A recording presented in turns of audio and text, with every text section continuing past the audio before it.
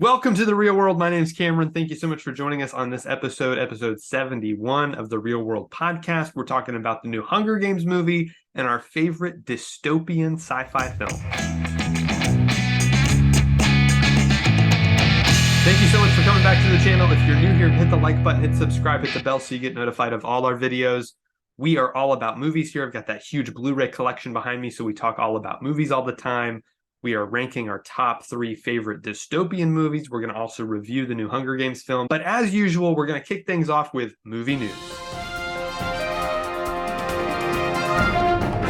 First up in movie news, a bit of casting news for the new Superman film. James Gunn's Superman Legacy film is set to begin filming next year, and they have cast Maria Gabriela de Faria as the engineer.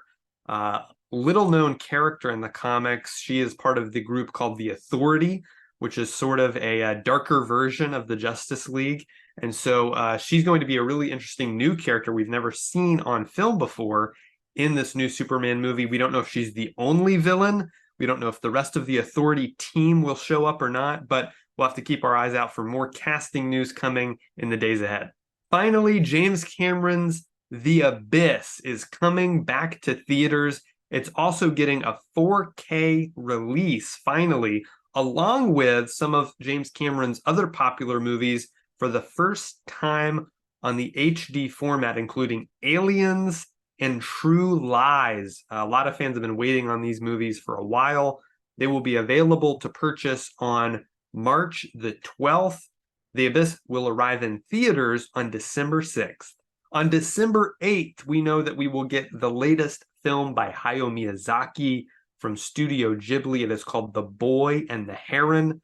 A trailer was released recently. It looks great. Looks very much in line with the director's other fantastic work in the realm of animation. So I cannot wait to see this new one.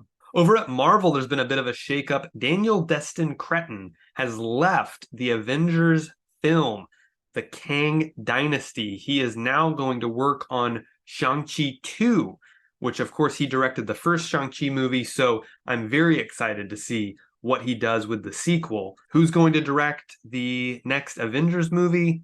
Your guess is as good as mine. Damsel released the first trailer for this Netflix film starring Millie Bobby Brown and Robin Wright. It looks like a really fun, action-packed fantasy film.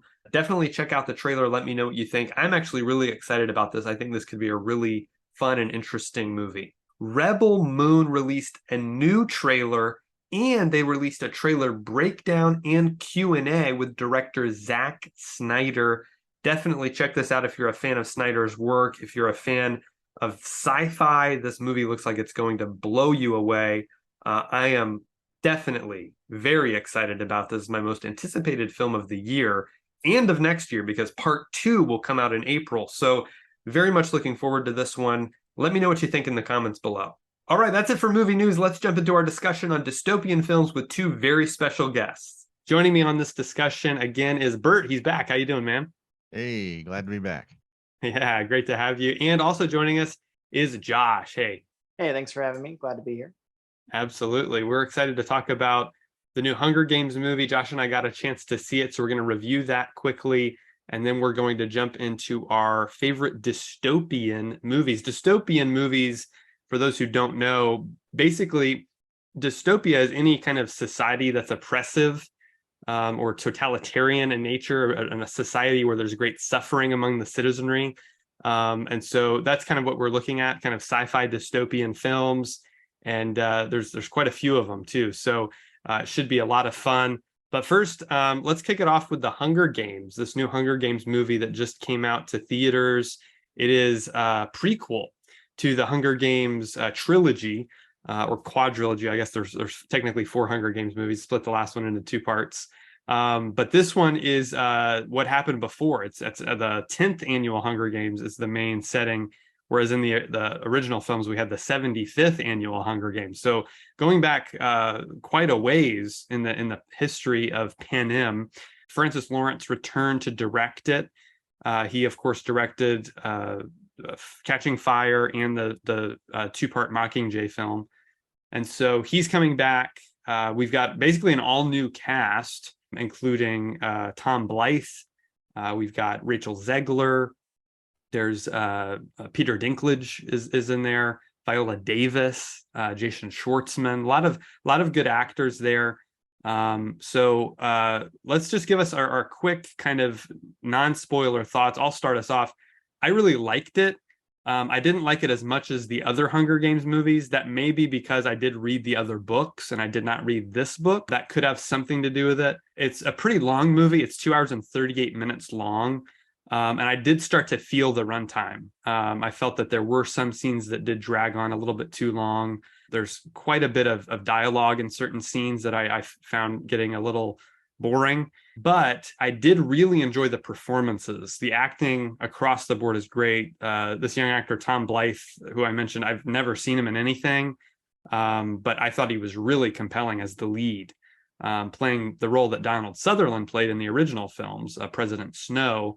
It really chronicles his kind of rise to power, basically, is what it's about. And so we're getting a unique story in that it's basically the origin of a villain and kind of giving the reasons for why he becomes the way he is in the original movies. So that was compelling to me. I think they could have done a little bit more with setting that up, his kind of turn to evil, if you will, or whatever.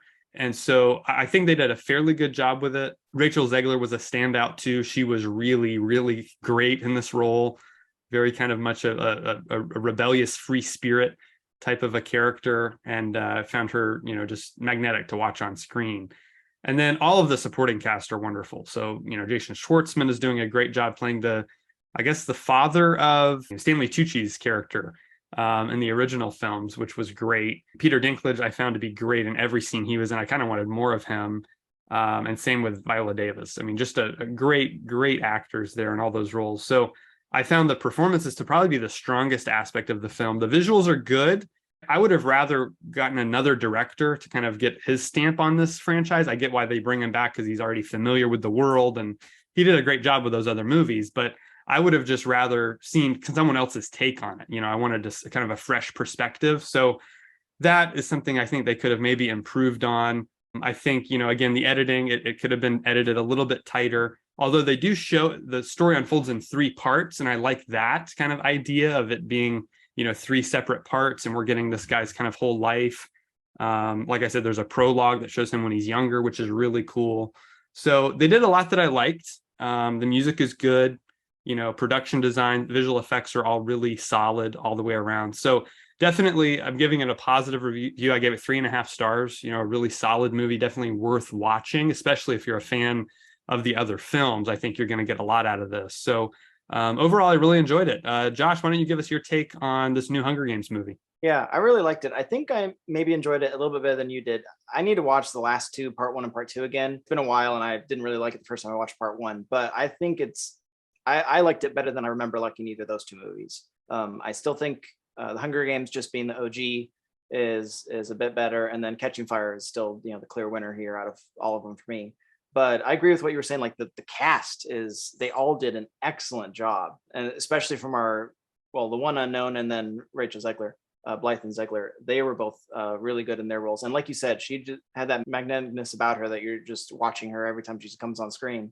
And the accent was cool too. I thought she did a really good job with that. And the songwriting, I thought, was not only the songwriting but her singing it was incredible. I think that was like the main takeaway, or the thing that stole the show, so to speak.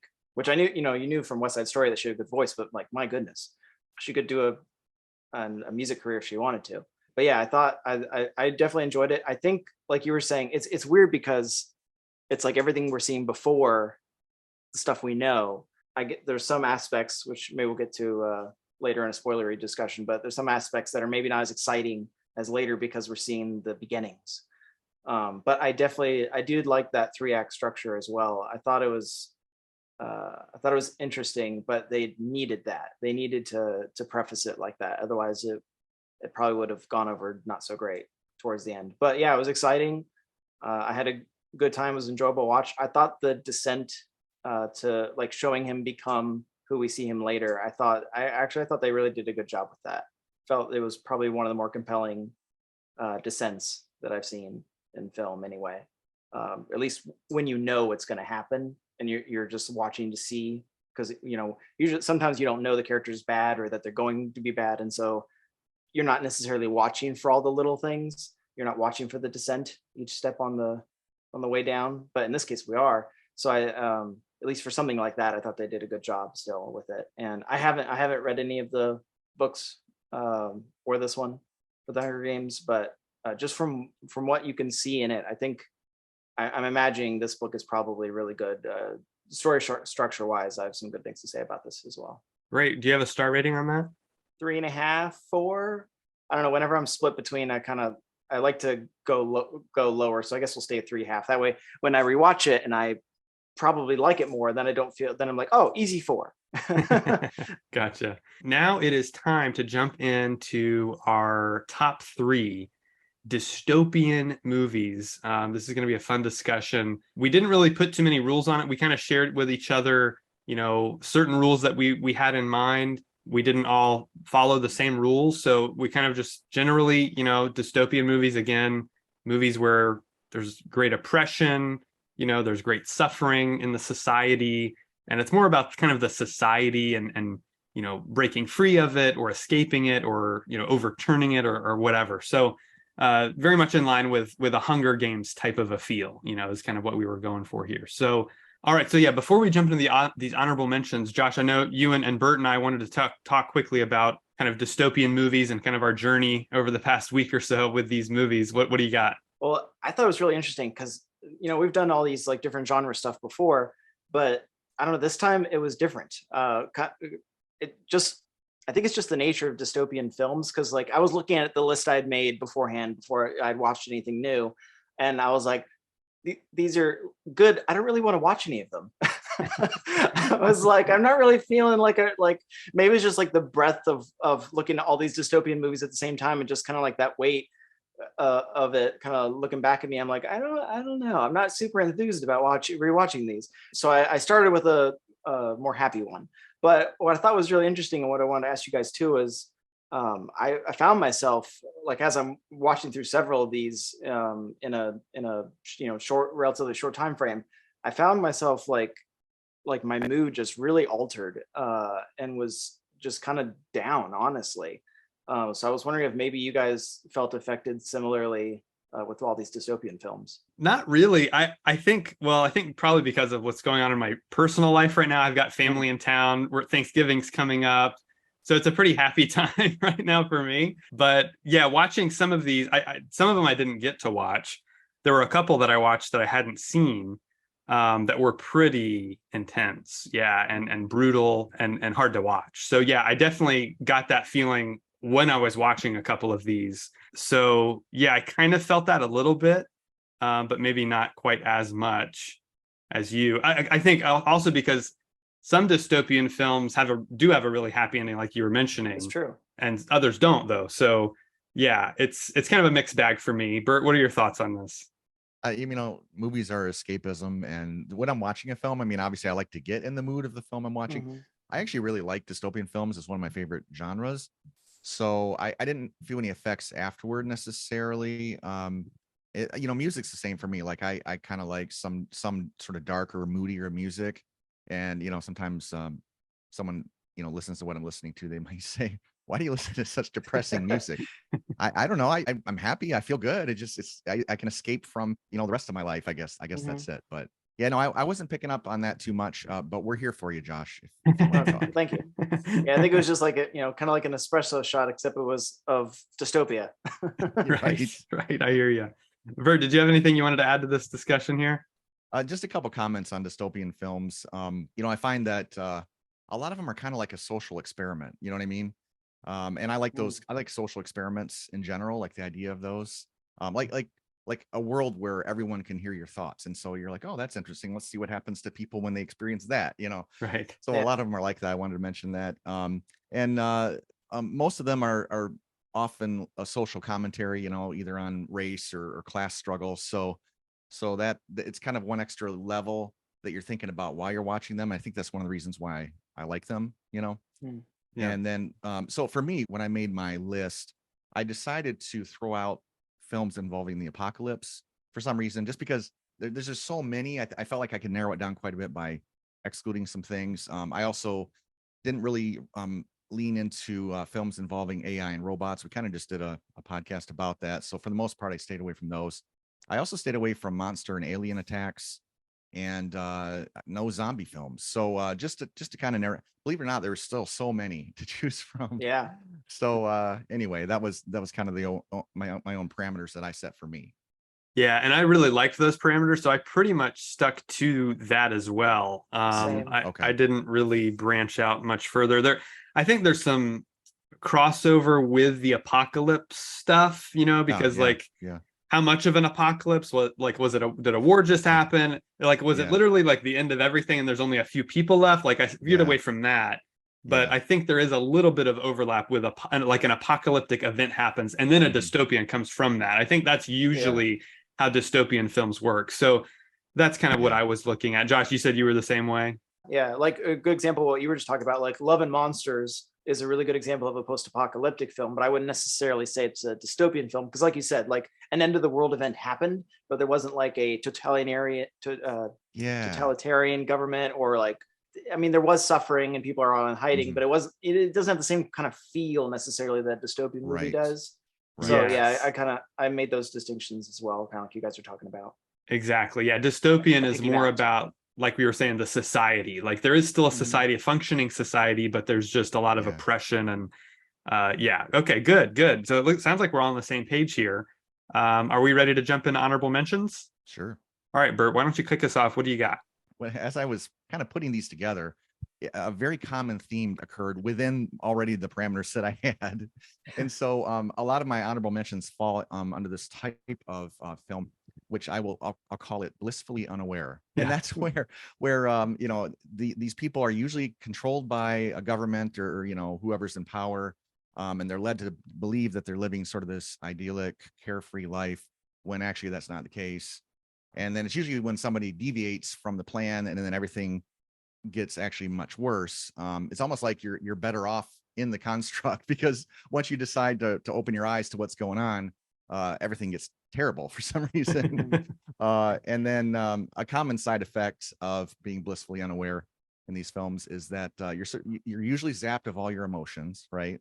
And nothing upsetting happens to you. There's no war. And of course, no war is often the justification for why they're putting the people through this experiment, right? Right. So I'll quickly go through a few of these sort of blissfully unaware films. One of them, of course, is The Matrix. It's maybe the biggest one. Everyone's blissfully unaware and everything's great, unless someone that's not plugged in tries to get you out, Right. And then last year's Don't Worry, Darling. Again, everyone's blissfully unaware. Everything's great, unless you notice a kind of a glitch in the system. And then, this is kind of a twist on The Matrix. Right. It's in general, it's kind of a the same concept. And of course, you don't find out until the end. But the difference is that during the working hours, the men like go away from it and then to work their job, and then they come back to it. So it's right. Really kind of the same exact concept otherwise. Yeah. And then I got The Island from 2005.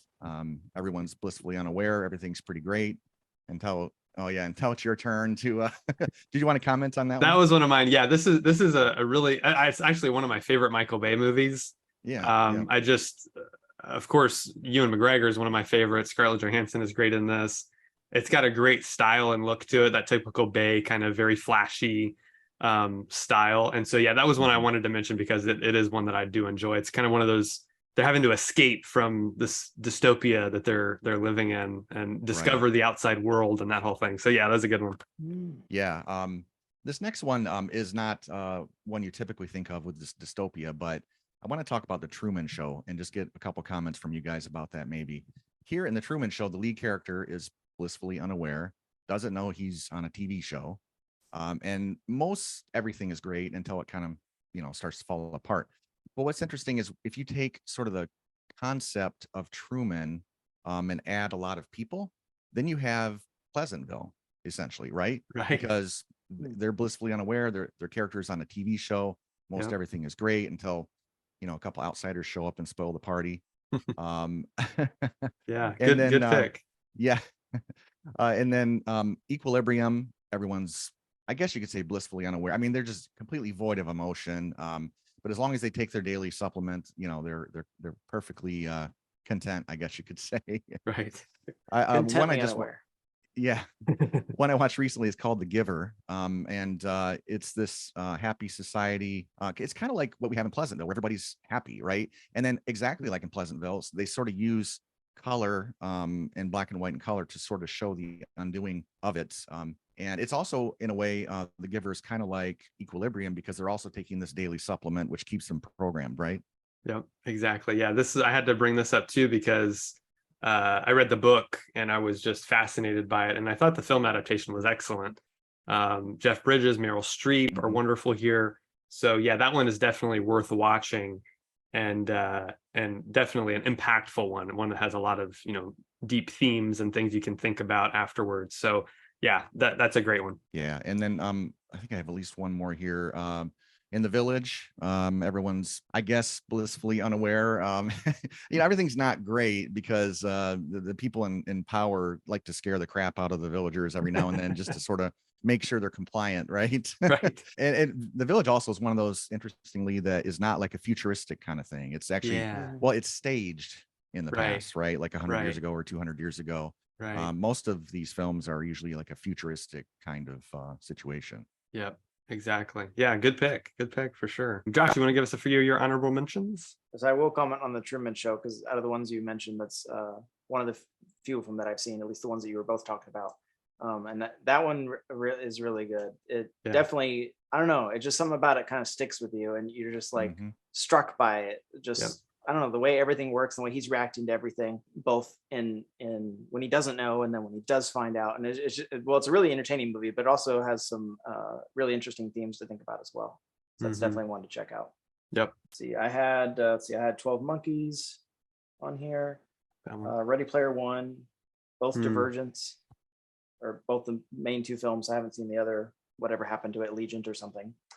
Mad Max Fury Road I have on here, The Hunger Games, and the Ballad of Songbirds and Snakes, both of those. Per our kind of the rules we were following, the Terminator movies don't really fall into that, but I thought Terminator Salvation did, so I included that. Sure, I could see that. Yeah, definitely. Great. Yeah, you mentioned Ready Player One. That's one I wanted to mention as well. Spielberg did a great job with this. I did not read the book, but I want to. And I know they're making a sequel, Ready Player Two. So curious to see what they do with that. But yeah, that's definitely a cool one. You mentioned Mad Max as well. I consider the first Mad Max because there's been no like apocalyptic event yet. It's very much like the society's just falling apart. Whereas in the later ones, it's like something major happened, and there are kind of societies somewhat, but they're kind of loose. So yeah, I considered that. V for Vendetta was very close to making it on my list. Really, really big fan of that film. So I was close to including that one. And then I had to mention these old action films, Running Man with Schwarzenegger, which is basically the Hunger Games, but back in the 80s, kind of their version of it. It's a fun one. And then Demolition Man is another fun one with Stallone that I have a blast with. I got to watch it with the commentary. And I think that one's a lot of fun too. It's almost like a utopia as a dystopia, it's like everything seems great, kind of like what we were talking about earlier, but it's really a very oppressive society. Some from way back in the day, Logan's Run. This one is so good. It needs a remake, honestly, because I think it can be improved upon, but it's a really good film about kind of an escape from dystopia. Everyone voluntarily dies at the age of like 30 or something, and this one guy decides not to, and so he runs away and they chase after him. So that's a good one. George Lucas, his first film, THX 1138, is definitely worth a watch, a dystopian kind of police state type film. And then Soylent Green, that's a really good dystopian film with a great twist ending. Charlton Heston in there. And then Alphaville is a really interesting French film, sort of like a neo-noir type movie. It's set in like the not too distant future, so it's basically just 60s France, but very unique kind of feeling society and unique movie, very well shot. So those are a few of mine. I've got a few more, but Bert, do you have any more on your list? Yeah, I've got four more here. Children of Men. It's a world in which women can no longer conceive. That's pretty good. I rewatched it. I'd give it 3 stars. Dread is a really good one. I've seen quite a few times. It's Yeah, it goes in a nice direction. It's not like the one from what was it, the 90s? I think the other one came out. Yeah. It's quite violent, but it looks great and it's a lot of fun. Did you want to comment on that one? Yeah, it's just a great action movie. It's Yeah. basically, if I don't know if you've seen the foreign film The Raid, but it's No. essentially a remake of The Raid, where Oh, it's is it? basically they're in a building and they're trying to make their way up to the top. Yeah. The whole film is just chock full of action, and yeah, this is great. Carl Urban, one of my favorite actors, never takes the helmet off. He really was Yeah. committed to the role, unlike Wow. Stallone, who like wears the helmet in like one scene, I think. In the comics, he never takes it off, so he was committed. And he was like, Oh, I'm not taking the helmet off. And nice. so yeah, he does a great job in that, and great cast, small cast, but it's really well done. And yeah, like you said, just the visual style is excellent. Yeah, yeah. Another one is In Time, starring Justin Timberlake. And in this one, people are engineered to live to age 25, and then you get 1 year on top of that, and then you can add more time. It sounds a little weird, but once you understand the concept and what they're doing, it's actually a lot of fun. But some of the plots a little questionable, just kind of go downhill. But I actually really enjoy it. It's 3.5-star film for me. Yeah, I agree. This one I got to rewatch as well, and I found it to be better than I remembered, actually. Roger Deakins shot it, and he did a fantastic job shooting this movie. It looks amazing. And yeah, I really enjoy the concept. I just think it's a really unique concept, and it's really fun. And Cillian Murphy does a great job here, as always. So yeah, I highly recommend In Time. Yeah, and then the last one I got is Chaos Walking. I really enjoyed this. A lot of people, I guess, didn't like the movie. I thought it was very unique and fresh. It's a world in which all of your thoughts are heard by everyone around you. That's just sort of one component of it. I really liked it. I'm trying to find it on 4K because that's how much I enjoyed it. It looks great too. I don't know why people dislike it so much.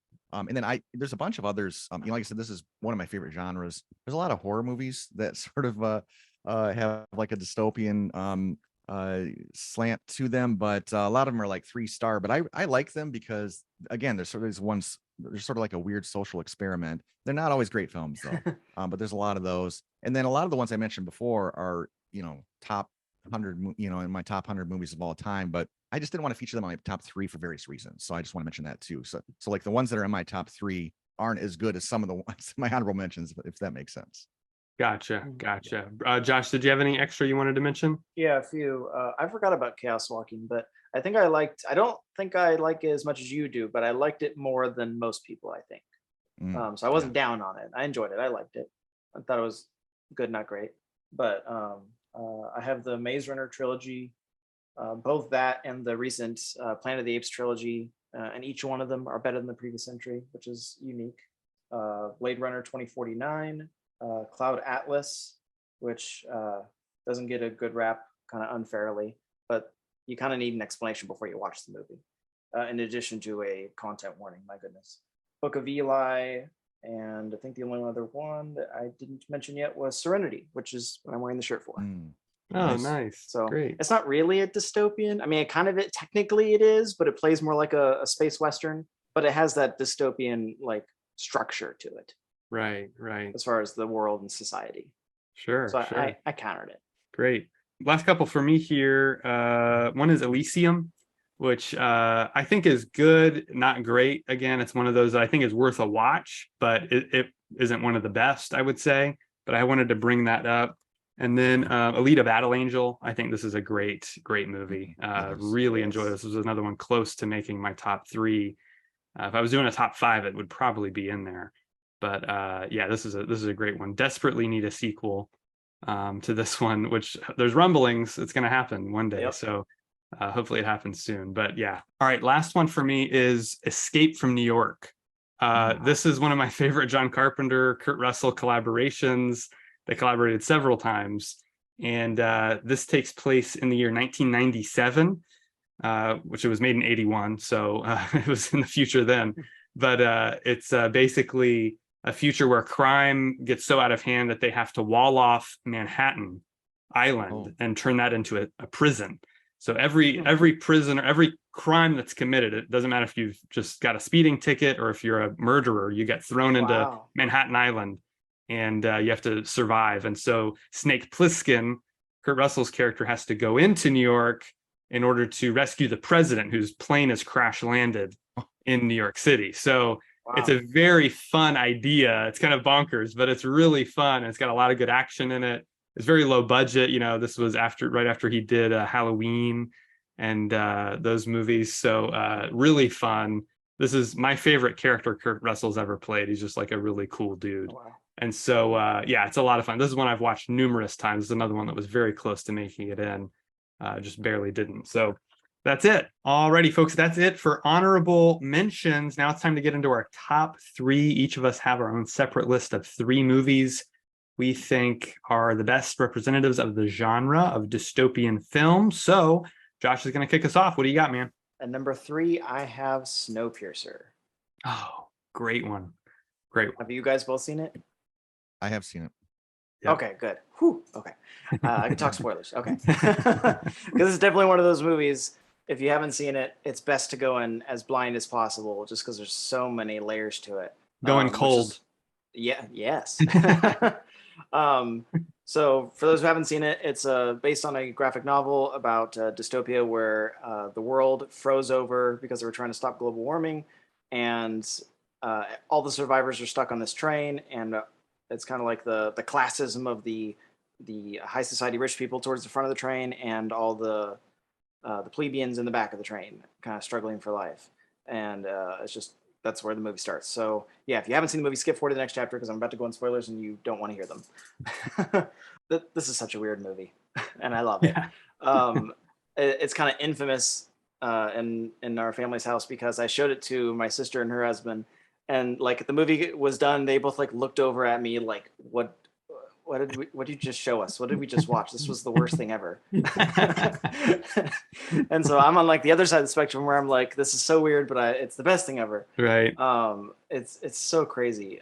Just like, especially the part that stands out to me the most, I don't know if it's my favorite part, is just when they're in the education train or whatever. And like, you have all the kids chant, like, the movie starts out and everyone's all dirty and grimy and grungy. And it's so interesting when they go into different parts of the train. And you just see everything totally different, and they're like fish out of water, which they are in this scenario, like because they just came from the back and as they're struggling to get to front and take over the train, and like all these kids, it's like you're in a school, a grade school, and all these, or maybe kindergarten. I don't know how old the kids are, and they're all like sitting there and chanting along with whatever the song is, and then the like educational video plays and like all this stuff. And then all of a sudden the teacher pulls out a gun and starts blasting. And like, I think that was where I lost my sister and her husband. Because it's just like, what is going on? Yeah. It's just like some crazy stuff in this movie that is just a lot of fun. And I don't know, I'd never seen something like that before. But the other main reason I really like this movie and why it's at number 3 for me is the end. There's just so many layers that unfold that they've built throughout the movie, which I credit, I presume, to the graphic novel, the original writer for doing all those building of those layers. But like just at the end when Curtis is like sitting there in front of the gate, the last gate, and trying to convince the other character, I don't remember his name, to open it for him, and just talking like, how things were before in the back, like with the cannibalism and like them going after, and when he said like, I know babies taste best, it was just like, oh my gosh. And then them going after it in the back, going after like a baby and killing the mom, and then Gillem's character cutting off his arm and saying here, and then you find out the baby was Edgar, and then you find out that Curtis was the one who killed Edgar's mom, and it's just like, oh my gosh. And then he tried to cut off his arm, which goes back to the scene earlier where they were talking about the cut on his arm, and then the other guys talking about we can probably survive outside. And then just when you think you've heard all the twists in the movie, then you go into Wilford's front train compartment, and then he has this like, you've won the chocolate factory essentially kind of thing, except it's not the chocolate factory you thought it was, and it's not the chocolate factory you want, because in order to live on this train, you have to be the bad guy. And that was like with the little kids and that goes back to the hand motion thing that they were doing the whole time. And certain characters, and you're like, you knew that's where they came from, which was really interesting. And yeah, just the complexity of everything at the end. And I love movies that have that kind of theme where you're like, you are 100% the good guy. And yes, Curtis obviously had a flawed past, but he's like, I'm the good guy. He's like trying to be as good as he can now. And then like the character gets to the end or gets to where gets whatever they're after, and then they essentially come into like a moral quandary where they have to figure out if they're going to still be the hero or be the villain, and if they're still going to be the hero, how are they going to do that, because it wasn't what they thought. Kind of like this, where he has to, if he's going to run the train, he has to do the bad stuff that he was against this whole time. And that's such an interesting like concept and thing to discuss. That really, I don't know, that's like that, and then just the weirdness of the movie in general is really why this stood out to me. Great. Bert, you want to give us your quick thoughts on Snowpiercer? I didn't like it when I saw it the first time, but I don't remember much about it, so I need to go back and rewatch it, because a lot of people say that that's really good. So I won't comment further, except that it just didn't really it wasn't really my thing when the first time I watched it. It's definitely one of those movies where it's you either it's like a love or hate. Yeah, that's been my experience as well. Divisive movie. Right, exactly. Yeah, some people I've shown it have really, really turned off by it, but I'm a huge fan of it as well. Only reason I didn't mention it in honorable mentions, I guess I maybe thought it was more post-apocalyptic, I guess, just because of the whole frozen over planet thing. But it's definitely, it fits into this category because it is about the society on this train and sort of a microcosm of most societies, I feel like, and just so creative. Yeah, the original idea, the graphic novel is great. And Bong Joon-ho, who directed this, it's quickly become one of my favorite directors after Parasite. I mean, he's just so creative in his visual style. His storytelling is second to none, I think, when it comes to just his camera work. And you can tell he cares so much about character and story, and a lot of themes here, a lot of things to unravel. And like you're talking about, the things that they set up that end up, coming back later is just like kind of crazy. And the whole cast, Chris Evans, I think this might still be his best performance he's ever given in a movie. Same with Jamie Bell's great here. Tilda Swinton, Ed Harris is fantastic in his, brief role. So very, very, very big fan of this movie, and was blown away by it when I first saw it, and have watched it a couple times since. It is one of those that's going to be a little hard to watch, especially with some of those, just the dialogue and the emotional moments at the end are just kind of heartbreaking. So definitely one that I'm glad is being talked about here, though. Good pick. Let's move on to Bert. You're number 3. Mine is Total Recall from 2012. Nice. And and you guys know, but just to speak it in general, it's this idea where you go to this center, I guess, and then you could pay them and you can sort of live out your fantasies within your own mind in a realistic fashion. But when the lead character tries it, it goes really sideways for him. And so obviously this is a remake. I like it a lot better than the 80s film. Yeah, it was an 80s film, I think. 90. Came out in 90. Oh, there you go. See, 90. And the original is just it's kind of campy, and I feel like confined to sets. And this is one example where if CGI looks pretty good, I'll take that over like a set that just feels kind of like I'm on a movie set. You know what I mean? Like I think a good movie set, you forget about that. But anyway, that's my thoughts about the original one. But I do enjoy the original one. It's you think it's going to go in that direction because he walks into the center, but it just kind of deviates completely after that. And it's a completely different kind of film. There's a couple nods here and there to the original, but definitely doesn't follow the same track, Right. No Mars. Yeah, exactly. Yeah. One less planet, for instance. Right. Yeah. And it's just, I talked about this film at length in a prior podcast, but it's just, it's packed with, great action and effects. I really like the actors in it. Obviously Colin Farrell, he's really good. And both Kate Beckinsale and Jessica Biel are really good as well. So I mean, that's about all I'll say about it, but it's just a terrific action sci-fi kind of film. Yeah, if you guys want more on that one, check out our best movie remakes. That was, I think, one of my picks on that, and we did discuss that one at length in comparison to the original. But I do agree it's better than the first movie, and it's one that I've watched several times. So yeah, good pick. All right, we'll go on to my number 3, which is an anime from Japan. It's called Akira, or if you're American, Akira, an anime called Akira. It's released way back in 1988. So this is one of the first full-length, really big animated films from Japan, directed by Katsuhiro Otomo. and it's based on a manga or Japanese comic book, and it's a 2 hour 4 minute film. Budget of just over 5 million, ended up raking in to date about 50 million. So it's a very profitable film. One of the biggest films of that year in Japan. It's set in the year 2019 in a city called Neo Tokyo. It takes place after World War III has happened, and they've created this island in the middle of Tokyo Bay, this sprawling metropolis, huge skyscrapers, and it's very much a kind of totalitarian government that rules over the city. And so it's a groundbreaking film in many ways. Just the animation, it looks fantastic. Just superb world building, which all is kind of happening. It's not one of those movies that kind of like gives you a big long opening narration or a crawl of like, here's what's going on. It's more just kind of like you kind of thrown into it and got to figure it out. But they do just a great job of doing all that through the dialogue and through the visuals. It's got a great voice cast. The Japanese voice actors all do a fantastic job. It's got some just really impactful visuals that stay with you, very striking imagery. It's an R-rated film, so it's very graphic in its depiction of violence and things like that. There's an iconic moment. It's now referred to as the Akira slide, which has been recreated in other movies where a character's on a motorcycle and he kind of stops his motorcycle by sliding it. And it's been recreated in movies like X-Men Origins Wolverine and the latest film Nope by Jordan Peele. He recreated it there. So it's a very influential movie. It influenced the Wachowskis when they were making The Matrix. This was a huge influence for them.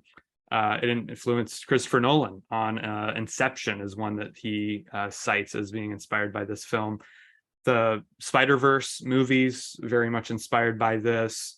Alita Battle Angel, Ghost in the Shell, even live action films like Chronicle and Looper very much owe a lot to this movie, really? As well as Batman Beyond, which is an animated series that I'm a big fan of. So it's definitely influenced a lot of filmmakers over the course of time as it's become more and more popular. It was pretty popular when it was first released, but it's only become more popular over time.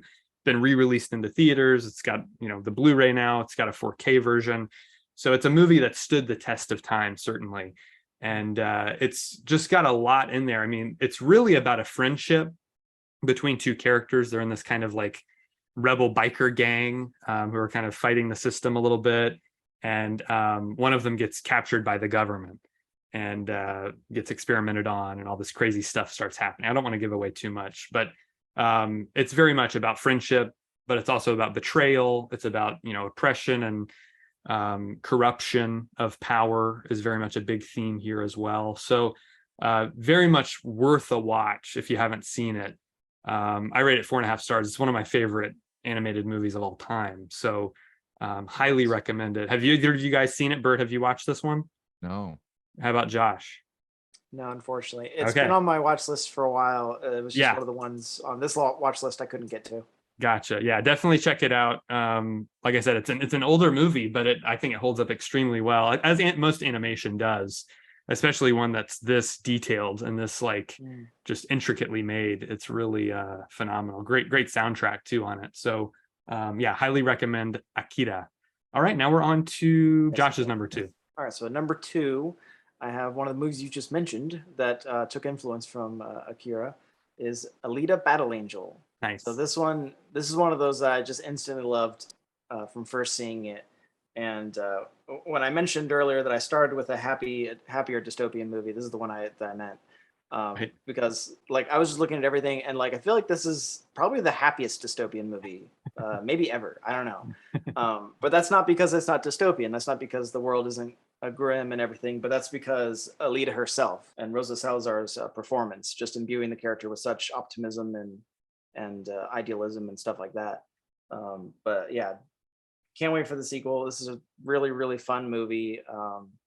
But it was a good gateway drug, I guess, into dystopian movies, I guess would be a good way to put it. Kind of like certain horror films are like, well, if you don't like horror, try this. So I was like, if you're not keen on dystopian movies, maybe try this.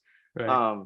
It still looks great. Maybe the graphics could be a little better, maybe, but I think overall it still really holds up pretty well.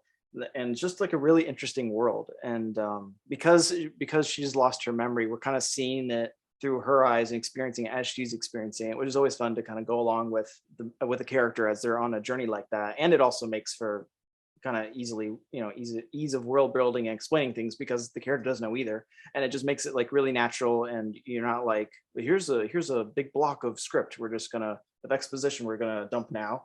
But it's like, it's just natural. This time when I was watching it, Christoph Waltz's performance really stood out to me. I don't know, he's one of those actors that are underrated and good in everything they do, and aren't in enough. But something else I noticed that was I didn't realize before was Gelda, which is the other URM commander, that in her flashbacks that she's like the person that's the other person in the military stuff. That was Michelle Rodriguez's voice, which I didn't even catch until like the very end. I was like, wait, is that Michelle Rodriguez?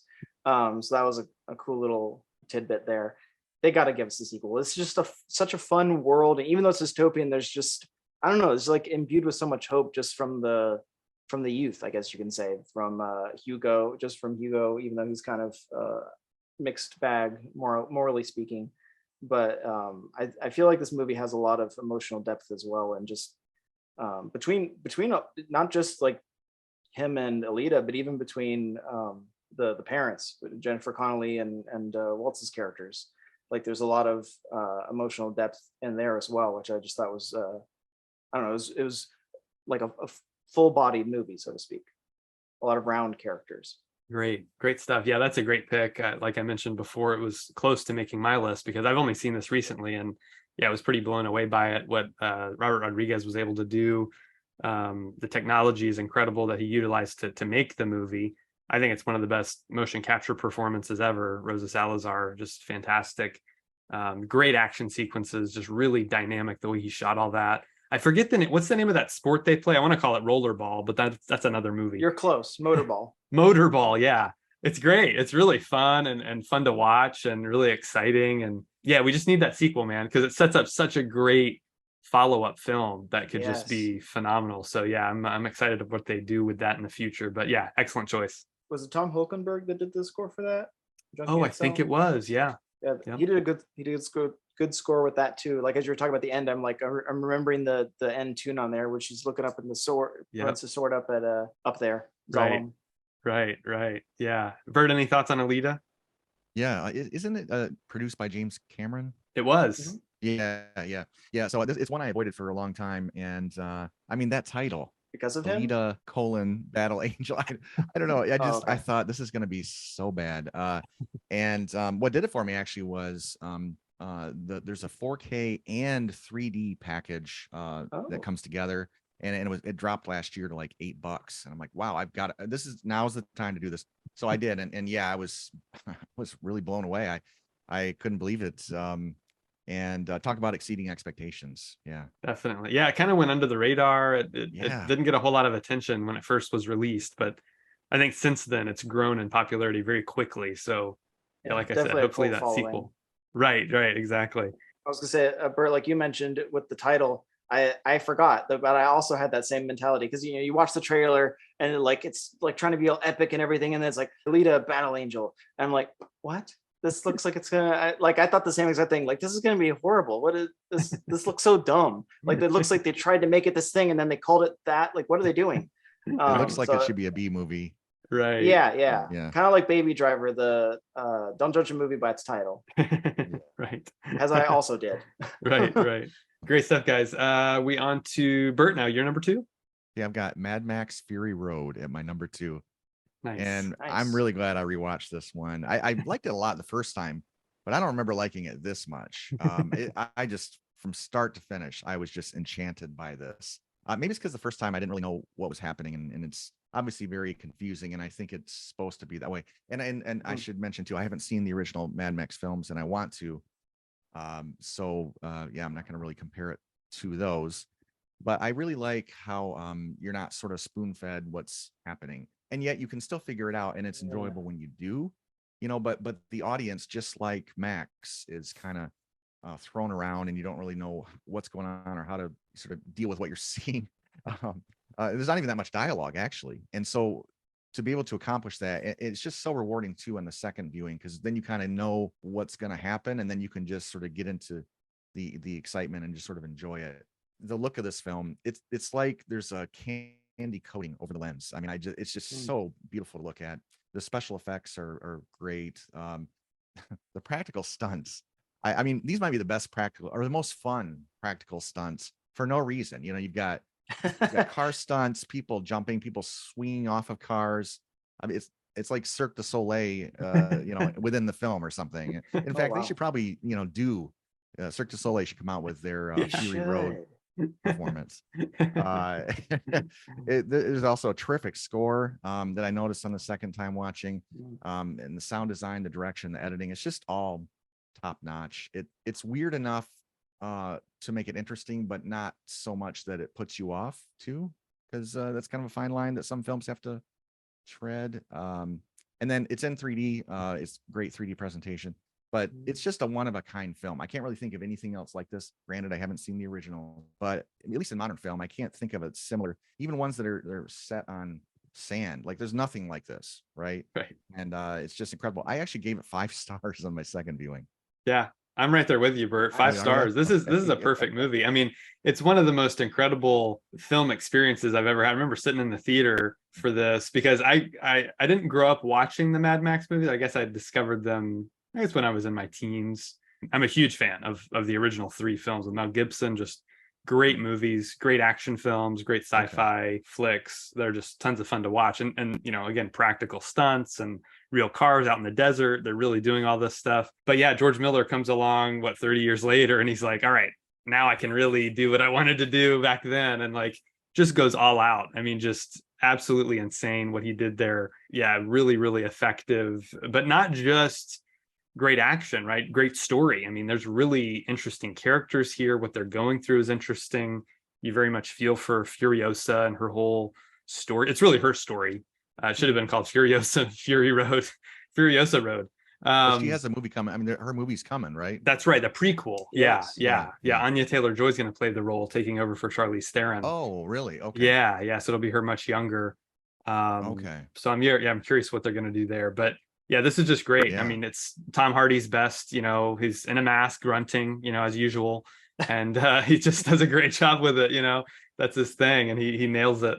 But yeah, visually it's stunning. Again, the stunts, like you said, the score by Junkie XL is wonderful too. So yeah, this is a movie I visited a number of times, and definitely is just one of the most mind-blowing experiences every time I watch it. And Josh, any thoughts on Fury Road? Yeah, so I actually just watched this a few days ago. I've only seen the first Mad Max, and it was like way too late at night, so I was like in and out of sleep. And had to like one of those where you rewind, and then my memory of the film is very fuzzy. I remember like one scene, so I need to go back and rewatch that, and then see the second and third. But I stayed away from this one for the longest time because I thought you had to watch them all, and I think some people had mentioned it before, but I was still like, oh no, you got to watch whatever comes before it story wise. And I guess it kind of really doesn't. I don't know. But so yeah, I just on a whim, I was like, let me just look this up. And it was like, no, you don't need to watch it. And I was like, okay, I'm going to watch it. I'm going to put it on. And yeah, like you guys were saying, I'm not quite as high on it as you. I didn't like Max's character at all. I think he's the anchor in a bad way of the film. I think he kind of pulls it down a bit just because his lack of character, I guess, which maybe that's what it's supposed to be, that we're supposed to be kind of in his shoes. But I don't know, he just gave me anxiety every single time he was on screen because he didn't like settle down into like he was just on edge the whole time, which made me on edge. But yeah, all the like the story beats and elements, like you're saying with like Furiosa, and just visually, it's like you were saying, Bert, it's such a wacky, crazy movie, but like in a way that's just it makes it just works, and probably some of the best production design I have ever seen in a movie ever. Where's the line between CG and what's real? I couldn't tell you. I have not a clue. Exactly. It looks incredible. Even what was this, like 2015? So that was, which is crazy. It's crazy that's been that long and I still haven't seen it, because I feel like it was still like people still talk about it like it was still recently. Yeah, that's like what 8 years ago, and it still looks that good, which must mean that most of it was practical, which I think was what you guys were alluding to. So that's just incredible stunt work. Obviously, I love the like, normally if the cars needs repair, you take it somewhere, but they can't. They're trying to escape. So they're like, oh yeah, hold on, let me just tie myself down here and repair the car while it's still driving at however many miles an hour. So just crazy stuff like that was really cool. And I thought I totally forgot Nicholas Hoult was in this movie, and I think he's underrated. I think people just as an actor, but even especially in this movie, I think people, when they talk about this movie, they don't talk about him enough, because I feel like he was really the heart of the film. I was way more interested in his story than I was in Max's story. So that, I don't know, I thought they just did a really good job with his story. And even the, like, some of the warped mindsets they have, the worldview of, like, you know, witness me kamikaze or whatever and give my life or whatever. But then like spoilers. But then it like twists at the end, and he's like, you know, witness me give my life to save somebody instead of to take. And that was like just really powerful. Some of the themes in here are really powerful. Yeah, I want to mention about Nicholas Hoult. I was going to say, I about 20 minutes into the second watching of it recently here, I saw his character and I'm like, who is that? He kind of looks familiar. And I looked it up and I'm like, that's wrong. That's not Nicholas Hoult. And I spent, you know, most of the movie just trying to see Nicholas Hoult in there. I know. And he disappears in that character. And that's probably the accent. Is that his original accent? It is, yeah. He's British, and the shaved head and the makeup and the whole thing. Yeah, he looks totally different. Well, just the way he plays the character. I've never seen him do anything like that. That's true. Right. I thought the opposite. I thought that about when you were saying about like is that Nicholas Hoult? I thought that about his buddy, his other guy in the car. I was like, that guy looks familiar, but who is it? And you know, it could be buried under all like the scarring and everything. I was like, I don't know who it is. I had to look it up, and it's young Stryker from Days of Future Past. That's right. Really? Oh, yeah. Okay. Yeah. One more thing I wanted to say too. You mentioned Tom Hardy. And I've said before, I'm not a huge fan of his, but I think he's great here. Of course, he doesn't talk a lot, but I really love that. Clearly, the director. There's times where you expect a character such as Max to say something, and instead he does movement, and he physically does what he wants. Instead of saying it, he'll actually point to something, or like, it's just such a creative choice, and it stands out. I really enjoy that. You know? Me too. Yeah, visual storytelling at its finest. This movie, you can watch it with the sound off and totally get what's going on. Love that about this movie. Yeah, George Miller. Oh, go ahead. I'm sorry. No, I was just gonna say George Miller's a brilliant filmmaker. He did all the Mad Max movies. He did Happy Feet as well. Oh. Very different. Babe, Pig in the City. He's done so many different kinds of movies, and he's always just aces every time. Yeah. Josh, what would your star rating be on this? I'm curious. I don't know. Like at certain points in the movie, I was like, I can see why people rate this 5. And then I don't know. I think between 4 or 4.5. Oh, well, that's pretty high. Yeah, I usually don't. Well, I went from probably a 3 or 3.5 to 5. So I think you might want to watch it a second time, and you may enjoy it a lot more. I sure did. Definitely. Yeah, it is something I do want to revisit. I don't know. I feel like I generally rate things higher. At least I definitely rate them higher than you do generally. my scale is like moved up from where your scale is, or but yeah, no, it was definitely one I would definitely revisit, and I'm open to like kind of like you said, knowing what happens and just kind of letting it soak in. It was a lot different the second time. Yeah. Yeah. One of these days when Furiosa comes out, we'll do a whole Mad Max podcast. Make sure you guys watch all of them and discuss the whole thing, because I still like the original 3 a lot, even though they don't have the budget and the craziness of Fury Road. It's like the ultimate Mad Max movie, but actually my favorite still might be the third one, Beyond Thunderdome, just because it's the story is really good there. But we'll plan on doing that one day in the future. All right, let's move on to my number 2, which is a 1985 film called Brazil. Brazil was a film by Terry Gilliam, British director known for, the Monty Python stuff. He's part of that whole troupe. So he did, Monty Python and the Holy Grail, Jabberwocky, another film I own that's a Criterion film like this one is, Time Bandits. Big fan of that one. Fisher King with Robin Williams and Jeff Bridges, which is a movie I really like, and 12 Monkeys. So quite a prolific director, very, very accomplished and very unique. This movie is so weird. If you've seen any of the other movies, this is the weirdest one by far. It's like bizarre. It's almost 2.5 hours, 2 hours 23 minutes, $15 million budget, only grossed about $9 million, so it's a pretty big bomb. when it was released, but over time, it's one that's grown in its appreciation. It's set in London at an unspecified future date. It's kind of got a cool retro future aesthetic. There's still like typewriters and stuff, but they have like other futuristic technology too. So it's an interesting combination. Very interesting aesthetic that they created. Great production design. I mean, it's really stunning. The sets that they built, the costumes here are really fantastic. Practical effects, this is before the CGI days, so it's all miniatures and things like that, which I think is a lot of fun. It's, I think, his best movie. I think it's his greatest film. I think it's also, as I was reading about it, his most difficult film to make. It was a lot of studio interference. He really had to fight to get his ending that he wanted. It's the second film in his, what he considers his trilogy of imagination, starting with Time Bandits. This film would be the second film, and then Adventures of Baron Munchausen, which I still haven't seen.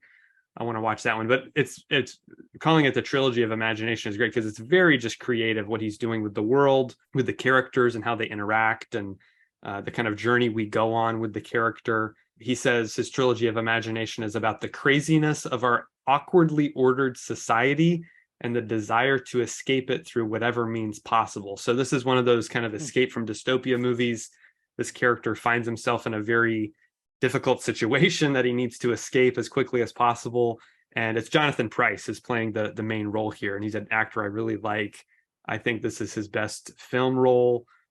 He's the lead here. We've got, Robert De Niro showing up very unexpectedly in a very unique role for him as well. It has a very, it's I would call it a dark comedy. It's very silly and kind of bizarre, and just makes you laugh at kind of the zaniness of it all. But it definitely has darker elements to the story. The dystopian side of it is quite sad, I guess you could say. So it's really, really well done, though. Very, very well made, bizarre, but striking visuals, just tons of creativity. That whole idea of breaking free, dreaming is a big element of the film as well. And so, yeah, definitely recommend it. I'm not going to give anything away because it does have a kind of a twist ending, but it's very much a movie that's, I think, worth watching at least once. Again, it's one of those movies that's, I feel like, hit or miss as far as people either love it or hate it. A lot of Gilliam's movies are that way.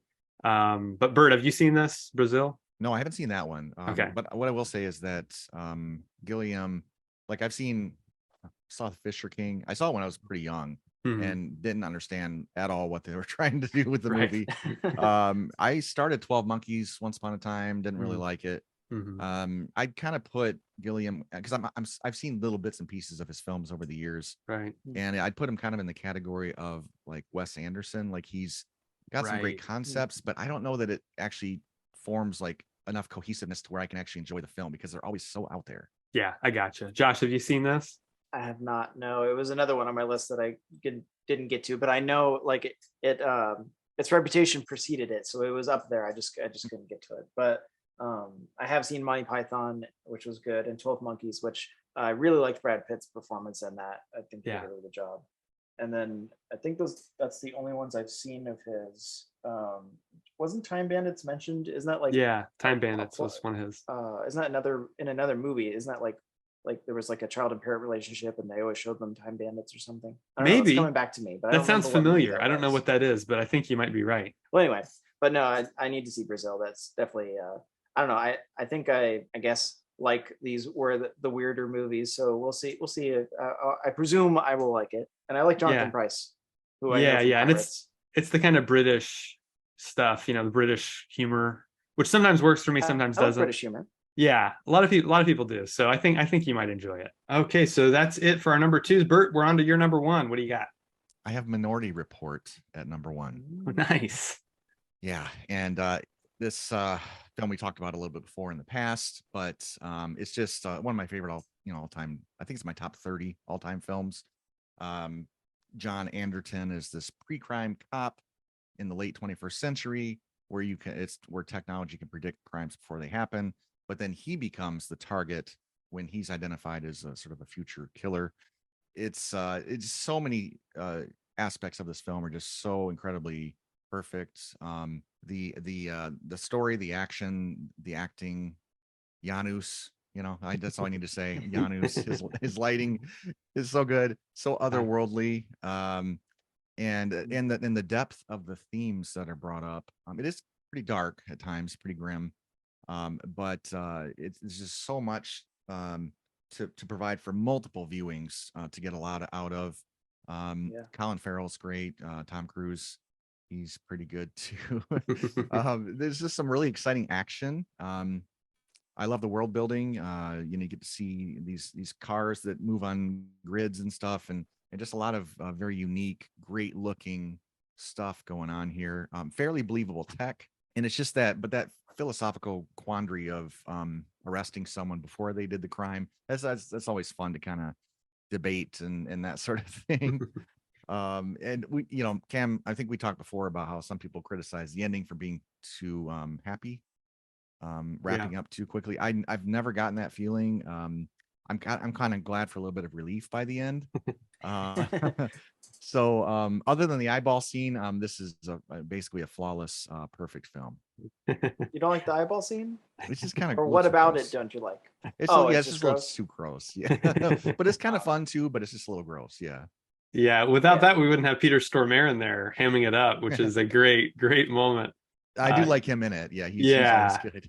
Yeah, he is. Yeah, it's a great movie. We have talked about in the past. I think on our Spielberg podcast we discussed it at length. So or Tom Cruise. Yeah, or maybe it was the Cruise one. Yeah, definitely check those episodes out if you haven't. But yeah, definitely one of the best from Spielberg.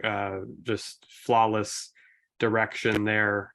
Really, really innovative. He actually, I think he talked to police departments and tried to come up with, what are you guys looking at for as far as like weapons in the future, non-lethal weapons, and that's kind of where he drew a lot of that from, was real ideas that they have for the future. So yeah, maybe by the time we get to, what does it take place, like 2032 or something?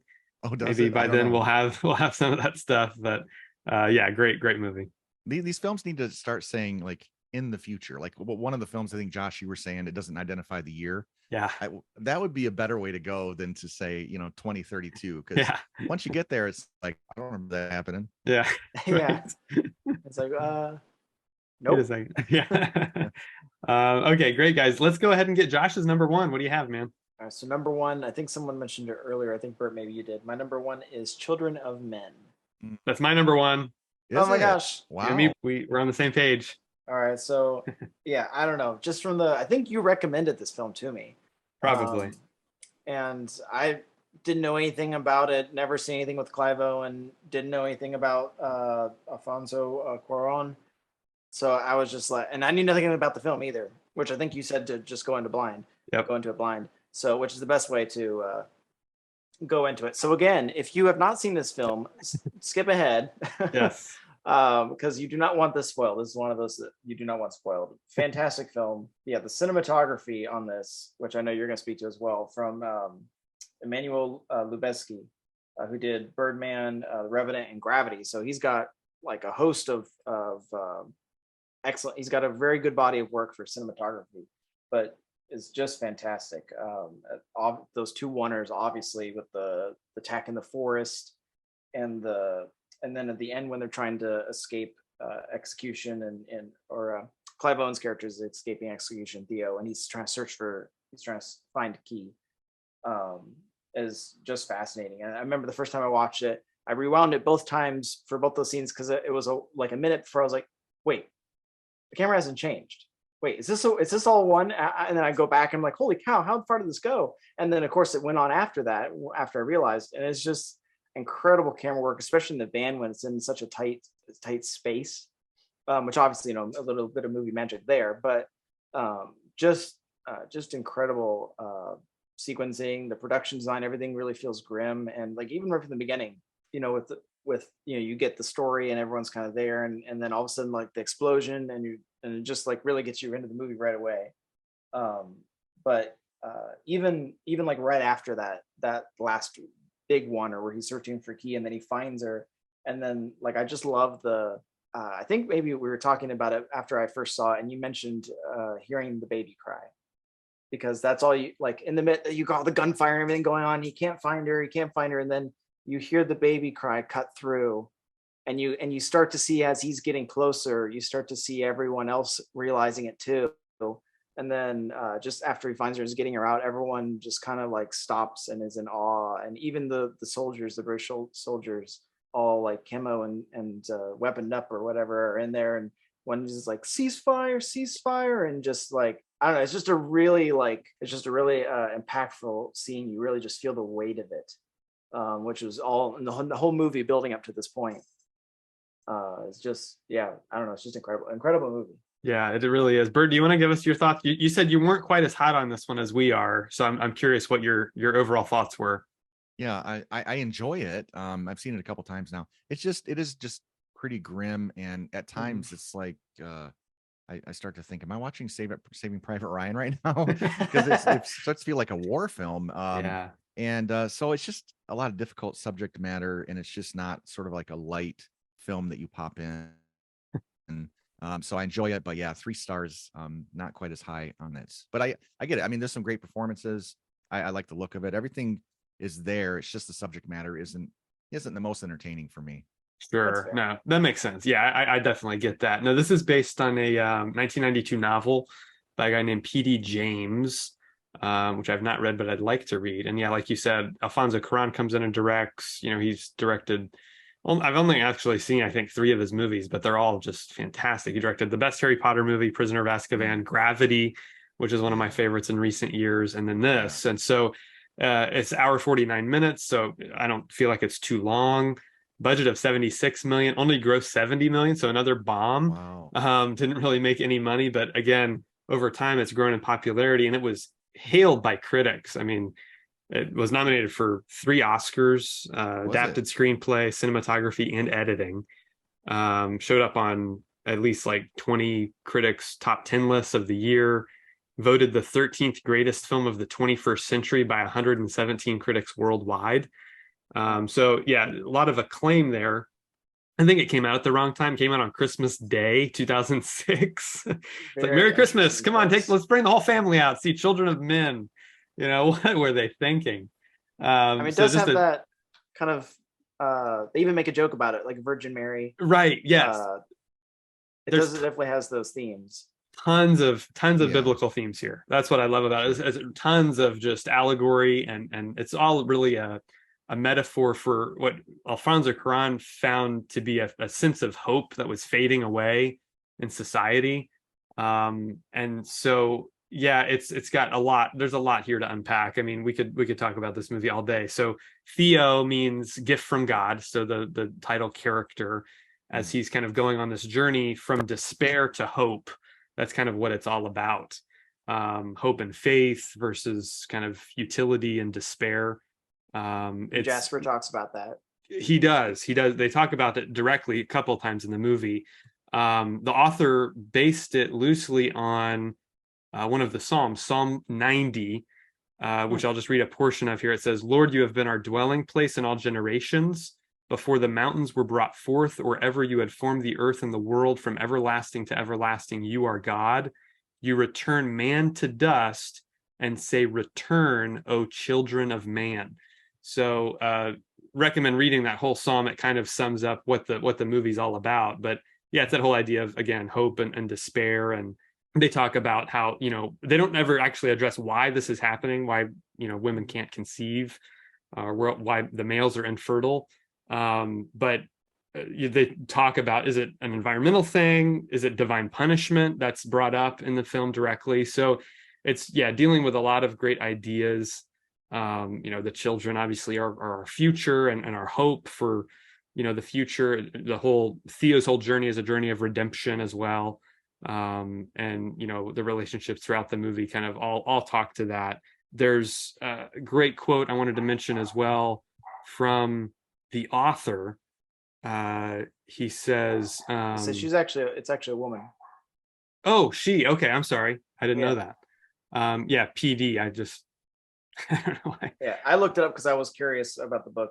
She was a member of the House of Lords and was a baroness, and I think she was like a judge as well. Like, interesting. Got some accolades to her name as well. Anyway, Huh. sorry, your quote. So she has this quote. She's talking about kind of the summing up the book, I guess, in a way.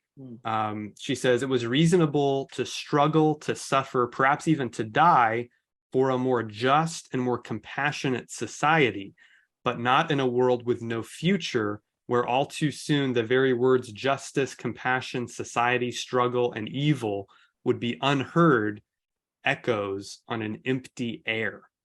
So that was a great quote that I thought really summed up the whole idea of this film, where people have just kind of lost their way. They've lost hope that there's going to be no future, so nothing really matters. Again, that whole idea of futility. So that's what they're really dealing with here, and it's really, really just well done. Like you said, on a technical level, cinematography is fantastic. The handheld camera work, the long takes, all that is great. Very well written, well directed, well acted. I like Clive Owen a lot as an actor. I wish he would do more, get more bigger roles. Yes. Julianne Moore, also one of her best roles. Same. Chiwetel Ejiofor, Charlie Hunnam shows up. I Danny didn't even Houston. recognize him. I didn't either. Danny Houston, who's a guy I really like, and of course Michael Caine, and probably my favorite Michael Caine role, honestly. It's such a likable character. Yeah, so different from anything I've seen him in. He's right. also like, prim and proper and everything else I've seen him in. Exactly. Yeah, it was really, really fun to see him there. So yeah, a lot they're dealing with here. Other themes of immigration is a big theme here. Yes. Holocaust type imagery in certain moments too. So yeah, a lot going on in this movie. Again, we could do a whole podcast on it, but definitely one that stays with you because, like Bert was saying, it is heavy subject matter. It's just really, really well done, really well made film. So yeah, I'm glad we got to talk about it here. Yeah, and let's say I pulled one quote from the movie, which is kind of like, it reminded me when you were giving that quote that she said that the author says over the whole story. It's kind of like a little tiny version of that, like an echo of that quote. Which I think that quote is amazing. Yeah. But it was the character of Miriam says it in the film, and she says, it says when they're at the school, and she says, as the sounds of the playgrounds faded, the despair set in. Very odd what happens in a world without children's voices, which made it really like poignant and cool when at the credits, like you just hear kids playing in the park and laughing, and that was it was very. Actually, it was kind of cathartic and kind of settled you back into, I don't know, to hope, I guess. Right. Yeah. That's the thing about the ending too, is there's hope in it, right? It's like, but it's not like super overt and like, everything's fine now, like, it's we cured it. Here's all the kids, right. or, it's kind of ambiguous almost, like we don't know what's going to happen. Exactly. Yeah. I think you could look at it as like, if you're a more cynical person, like this is a really bleak ending, there's different ways to look at it, but it's just great. It's very well done. I like the subtlety, and Karan's best movie, even though all his other movies I like, but this is just stands above the rest for sure.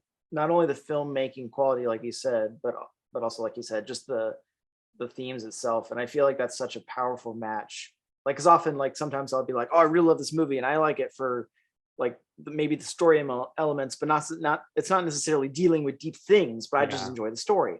Sure. Or I really like the visuals. But when you get some of those like layers, kind of like an onion, when you get them compounded on each other, and a film has multiple of these elements in them, it just makes it stick with you and really powerful, like this one with the themes and the visuals. And it's just like, it's a whole package. Yeah, it is. It's got it all. It's got it all for sure. So yeah, it's 5-star movie for me.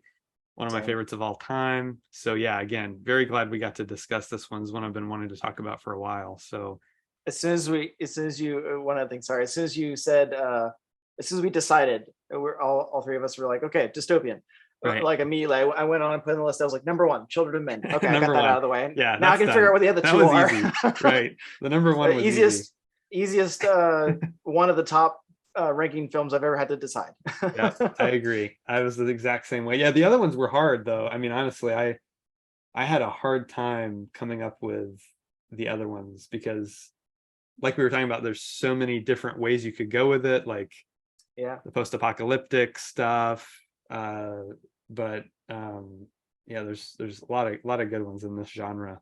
So Yeah, glad we got to have the discussion. All right, folks. Well, that's it for us here on The Real World. Thank you so much for joining us. Bert, thanks again for joining us, man. You bet. And thank you, Josh. Thank you. It was a fun discussion despite the grim subject matter. Right, exactly. Thank you again, everybody. Make sure you leave a comment below with your favorites. Hit the like button, hit subscribe, hit the bell so you get notified of all our videos, and we'll see you next time right here on The Real World.